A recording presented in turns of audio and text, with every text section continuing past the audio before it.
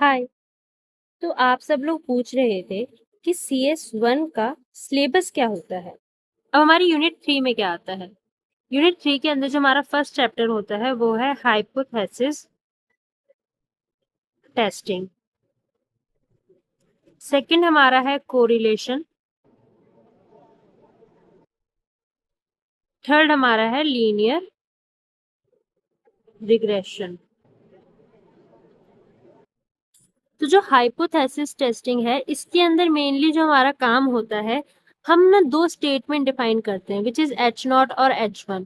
तो एक स्टेटमेंट हमारे फेवर में होती है, एक उसी का बिल्कुल अगेंस्ट होती है। सपोज मैं कहूंगी कि हमारा सैंपल मीन इक्वल होगा 0.2 के, और फिर मैं कहती हूँ सैंपल मीन इक्वल नहीं होगा 0.2 के। तो अब इसको प्रूव करने के लिए ना हमारे पास काफी सारे अलग अलग मेथड्स होते हैं, मतलब काफी सारे हम अलग अलग टेस्ट करते हैं बेस्ड ऑन दी डेटा।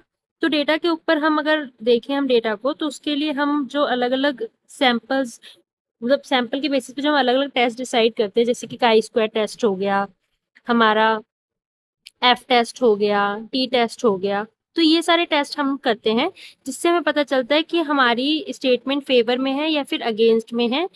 और इसके अंदर पर्टिकुलरली हम ना अपने टेबल्स का बहुत ज्यादा यूज कर सकते, नल हाइपोथेसिस के फेवर में है या फिर उसके अगेंस्ट में है। ठीक है।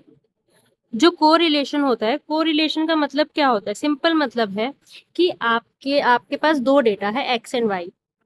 अब इन डेटा के बीच में कोई रिलेशन है कि नहीं है, क्या ये एक ग्राफ के ऊपर लीनियरली चल रहे हैं या फिर ये ग्राफ में नेगेटिव लीनियर हैं, ठीक है, या फिर बिल्कुल पैरेलल हैं। तो ये सब चीजें हमारे कोरिलेशन के अंदर हमें पता चल जाती हैं। और जो हमारा लीनियर रिग्रेशन होता है इसके अंदर ना हमारे पास जैसे कि दो या फिर दो से ज्यादा डेटा है, तो उनके बीच का रिलेशन क्या होगा। तो उसके लिए अलग अलग अप्रोचेस होती हैं, जैसे कि लीस्ट स्क्वायर एस्टिमेट हो गया हमारा स्लोप का, सिंपल रेग्रेशन मॉडल्स हो गए, कोई स्टैटिकल टेस्ट हो गया, स्लोप पैरामीटर निकालना हो गया, गुडनेस ऑफ फिट का टेस्ट लगाना हो गया लीनियर रिग्रेशन मॉडल पे। तो और जैसे कि एक हमने ना लाइन फिट कर दी, मतलब सपोज ऐसे दो तीन बहुत सारे डेटा जा रहे हैं तो इसके बीच हमने एक लीनियरली लाइन फिट कर दी है।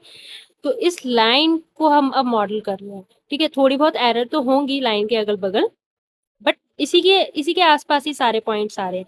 तो हम इस लाइन को जब हम मेजर कर रहे हैं तो उसका मीन क्या होगा, इंडिविजुअल कॉन्फिडेंस लिमिट्स क्या होंगी, और इसके रेजिड्यूल्स क्या होंगे। तो ये सब चीजें हमारी लीनियर रिग्रेशन में डिसाइड होती हैं। नेक्स्ट वीडियो में 11:11 PM पे मिलेगी आपको कल। बाय।